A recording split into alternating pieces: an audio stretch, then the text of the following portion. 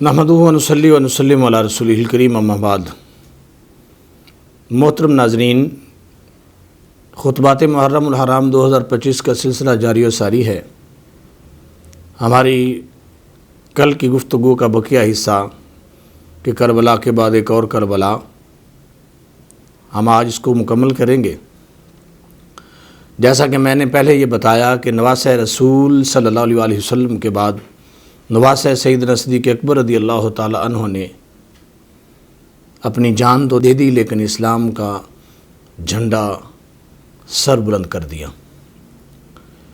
یزید کو جب یہ پتہ چلا کہ مکہ کی سرزمین پر حضرت عبداللہ بن زبیر رضی اللہ تعالی عنہ نے اس کے خلاف، بلکہ باطل کے خلاف علم بغاوت کو بلند کر دیا ہے، تو اس نے پہلے مدینہ پر چڑھائی کرنے کے لیے مسلم بن عقبہ کو بھیجا، 10,000 فوجی دے کر، جنہوں نے مدینہ منورہ پر ظلم کی انتہا کر دی اور 3 دن تک مدینہ منورہ کی عزت کو، ناموس کو پامال کیا، جس کو واقعہ حرہ کہا جاتا ہے۔ اس کو ہم انشاءاللہ بعد میں بیان کریں گے۔ حضرت عبداللہ بن زبیر رضی اللہ تعالیٰ عنہ مکہ کی سرزمین پر موجود تھے کہ یہاں 3 دن کے جنگ کے بعد یزیدی فوج نے مکہ کی طرف پیش قدمی کی۔ مسلم بن عقبہ رستے میں ہی مر گیا اور ابن نمیر نے اس فوج کی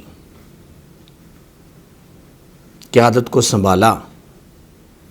جب یہ مکہ کی سرزمین کے قریب پہنچے تو انہیں خبر ہوئی کہ یزید بدبخت بھی فوت ہو گیا۔ اب ابن نمیر نے پہلے محاصرہ کیا اور 64 دن تقریباً یہ محاصرہ رہا، اور اس دوران اس نے حضرت عبداللہ بن زبیر رضی اللہ تعالیٰ عنہ کو پیشکش کی کہ اگر آپ چاہیں تو میں آپ کو خلیفہ بنا سکتا ہوں، میں آپ کی بیعت کروں گا اور آپ تمام اہل شام کی بیعت کو میری طرف سے قبول کریں۔ تو حضرت عبداللہ بن زبیر آپ نے انکار کیا، حالانکہ اس وقت اہل شام کی طرف سے بیعت کا ہونا اس بات کی دلیل تھی کہ آپ اس وقت مسلمانوں کے جتنے بھی علاقے تھے ان سب کے خلیفہ بن جاتے، لیکن آپ نے 2 وجہوں سے اس بات کا انکار کیا۔ ایک تو آپ نے اس وجہ سے انکار کیا کہ اہل شام حضرت امام حسین رضی اللہ تعالیٰ عنہ کے قاتل ہے، اور دوسرا مدینہ شریف کی جو بے حرمتی کی گئی، ان 2 باتوں کی وجہ سے حضرت عبداللہ بن زبیر رضی اللہ تعالیٰ عنہ نے انکار کیا، اور اس چیز کو مورخین نے معاذ اللہ آپ کی جو غلطی تسلیم کیا اور کہا کہ جناب یہ غلطی تھی اور لکھا، لیکن ہم یہ سمجھتے ہیں کہ حضرت عبداللہ بن زبیر رضی اللہ تعالیٰ عنہ نواسہ سیدنا صدیق اکبر ہیں۔ وہ ان بے وفاؤں اور بدبخت لوگوں کو کیسے اپنی بیعت میں لے سکتے تھے کہ جنہوں نے ظلم کی انتہا کر دی۔ حضرت عبداللہ بن زبیر رضی اللہ تعالیٰ عنہ ہمیشہ سے حق کے علمبردار رہے اور باطل کے خلاف آپ کھڑے رہے۔ بہرحال حجاج بن یوسف نے پھر ایک مرتبہ مکہ کی سرزمین پر آ کر مکہ پر چڑھائی کی، اور اب جو محاصرہ ہوا تو وہ چند دنوں کے لیے نہیں تھا، تقریباً 7 مہینے یہ محاصرہ جاری رہا۔ 6 ماہ اور 17 دن جنگ ہوتی رہی اور یہ محاصرہ جاری رہا۔ آخر کار حضرت عبداللہ بن زبیر رضی اللہ تعالیٰ عنہ جو مکہ کی سرزمین پر اسلام کے اس وقت نمائندے تھے، انہوں نے جب صورتحال دیکھی کہ حالات بالکل بدل چکے ہیں اور ان کی فوج بہت کم رہ گئی اور لوگوں نے آپ کا ساتھ چھوڑ دیا، کچھ شہید ہو گئے، تو اس وقت حضرت عبداللہ بن زبیر رضی اللہ تعالیٰ عنہ اپنی والدہ کے پاس گئے۔ مکہ پر پتھروں کی بارش کی گئی ابن حجاج کی طرف سے اور بجلیاں گرتی رہیں، لیکن یہ یزیدی فوج واپس نہ گئی، انہوں نے مکہ پر مسلسل جو ہے سنگ باری کی۔ حضرت عبداللہ بن زبیر رضی اللہ تعالیٰ عنہ اپنی والدہ کے پاس آئے اور آ کر کہنے لگے کہ والدہ محترمہ، آپ جانتی ہیں کہ میرے اپنوں نے میرے ساتھ بے وفائی کر دی ہے اور میں اکیلا رہ گیا ہوں، میں آپ کی رائے لینے کے لیے آیا ہوں۔ اب یہ جو اپنی والدہ کے ساتھ ان کی گفتگو ہے، تبری کے مطابق آپ کہنے لگے کہ میں اب آپ سے رائے لینے آیا ہوں کہ آپ مجھے کیا فرماتی ہیں؟ تو انہوں نے کہا اے میرے بیٹے، بخدا خود تم ہی اپنے حال کو زیادہ جانتے ہو۔ اگر تم یہ سمجھتے ہو کہ تم حق اور سچ کے لیے لڑ رہے ہو پھر تمہیں کبھی بھی پیچھے نہیں ہٹنا چاہیے۔ یہ نہ سوچو کہ تم اکیلے رہ گئے ہو، بلکہ یہ سوچو کہ حق سچ کی یہ لڑائی ہے، اور اس لڑائی کے اندر تم حق کے نمائندے ہو اور وہ باقی جتنے بھی ہیں وہ باطل کے نمائندے ہیں۔ اس گفتگو کے دوران حضرت عبداللہ بن زبیر کہنے لگے کہ اے والدہ، میں بھی یہی سوچتا تھا کہ میں پیچھے نہ ہٹوں، لیکن میں اپنی والدہ کی رائے لینا مناسب سمجھتا تھا کہ مجھے رائے مل جائے۔ تو اس گفتگو کے بعد حضرت اسماء بنت ابی بکر نے اپنے بیٹے کی پیشانی کا بوسہ لیا اور کہا کہ جاؤ اور حق کے نمائندے بن کر لڑو۔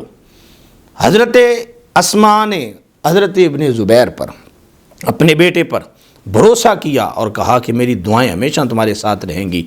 آپ نے دعا کی کہ اللہ میرے بیٹے کو ثابت قدم رکھ۔ آپ نے اپنی آخری ملاقات میں جب زرہ پہنی تو آپ کی والدہ فرمانے لگیں کہ تم شہادت کے لیے جا رہے ہو تو زرہ کیوں پہن رہے ہو؟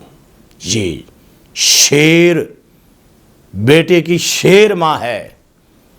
تو حضرت عبداللہ بن زبیر کہنے لگے کہ اے اماں جان، میں نے زرہ اس لیے پہنی تاکہ میں آپ کو بتاؤں کہ میں تیار ہوں جانے کے لیے۔ اب میں نہیں بیٹے، اپنی زرہ اتار کے جا اور اللہ کے لیے اپنی شہادت کو قبول کر لے۔ حضرت عبداللہ بن زبیر اپنی والدہ سے اجازت لے کر جب جا رہے تھے تو والدہ نے نصیحت کی کہ بیٹا کبھی بھی صبر کا دامن نہ چھوڑنا، تم اس اسماء بنت ابی بکر کے بیٹے ہو، تم زبیر کے بیٹے ہو، اور تم حضرت سیدنا صدیق اکبر کے نواسے ہو۔ حضرت عبداللہ بن زبیر گئے اور بڑی بہادری کے ساتھ آپ نے یہ فیصلہ کیا کہ اب میں اکیلا بھی رہ جاؤں گا تو میں لڑوں گا۔ اور پھر جس رات آپ آخری رات تصور کر رہے تھے کہ صبح میں نے شہید ہونا ہے، ساری رات اللہ کی عبادت میں مصروف رہے۔ دیکھو کیسی مماثلت ہے، ادھر کربلا میں امام حسین ساری رات عبادت میں مصروف رہے، مصطفیٰ کے نواسے، ادھر سیدنا صدیق اکبر کا نواسا ساری رات عبادت میں مصروف رہے۔ فجر کی نماز آپ نے جماعت کے ساتھ خود جو جماعت کروائی، کچھ لوگ تھے جو آپ کے ساتھ وہاں پہ آپ نے نماز پڑھائی، اور پھر حضرت عبداللہ بن زبیر رضی اللہ تعالی عنہ مقابلہ کرنے کے لیے آگے بڑھے۔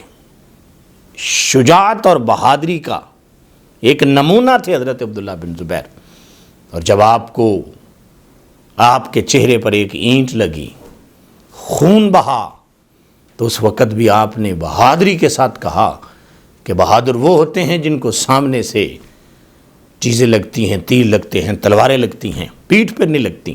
شکر ہے کہ میں بہادر بن کر کھڑا ہوں۔ اور پھر حضرت عبداللہ بن زبیر رضی اللہ تعالی عنہ، جو ان کی فوج تھی اس کو کعبہ سے دور کرنے کے اندر آپ نے شجاعت اور بہادری کا اظہار کیا کہ وہ کعبے سے دور چلے گئے۔ آخرکار لڑتے لڑتے جب شہید ہوئے تو اس فوج کو بھی ماننا پڑا کہ ہم نے اپنی زندگی میں ایسا بہادر آدمی نہیں دیکھا کہ جیسا بہادر ہم نے عبداللہ بن زبیر کو دیکھا ہے۔ حضرت عبداللہ بن زبیر رضی اللہ تعالیٰ عنہ حق کے لیے شہادت کو قبول کرتے ہوئے دنیا سے چلے گئے۔ آپ کی لاش کو مکہ کے چوک کے اندر لٹکا دیا گیا۔ حضرت اسماء بنت ابی بکر کا وہاں سے گزر ہوا تو ایک تاریخی جملہ آپ نے فرمایا شاہ سوار ابھی بھی اپنی سواری پر ہے۔ کیسا شاہ سوار ہے کہ اپنی جان دے دی ہے لیکن حق سے پیچھے نہیں ہٹا۔ آخرکار حضرت اسماء بنت ابی بکر بھی 5 سے 10 دن زندہ رہیں اور دنیا سے چلی گئیں۔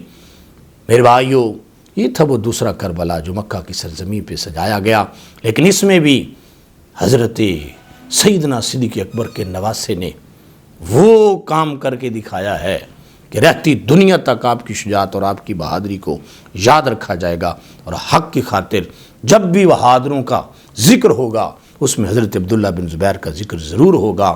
اللہ تعالیٰ ان کی اس شہادت کے بدلے میں اسلام کو آج بھی دوبارہ جو یزیدوں کا سامنا ہے کہ یہ ابن حجاج ہیں، ان کا سامنا ہے۔ اللہ اسلام کو غلبہ عطا فرمائے۔ وما علیہ الا البلاغ المبین۔